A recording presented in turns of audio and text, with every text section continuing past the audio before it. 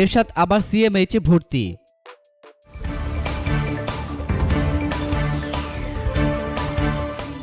জাতীয় পার্টির চেয়ারম্যান হোসাইন মোহাম্মদ এরশাদ আবার সম্মিলিত সামরিক হাসপাতালে ভর্তি হয়েছেন।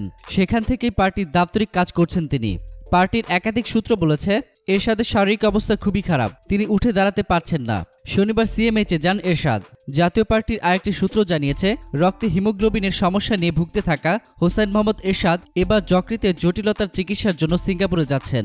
সদ্য শেষ হওয়া একাদশ জাতীয় সংসদ নির্বাচনের আগে গত 10 ডিসেম্বর উন্নত চিকিৎসার জন্য সিঙ্গাপুর যান অসুস্থ এরশাদ। কয়েক দফা ফেরার তারিখ পরিবর্তন করে দেশে আসেন 26 ডিসেম্বর রাতে।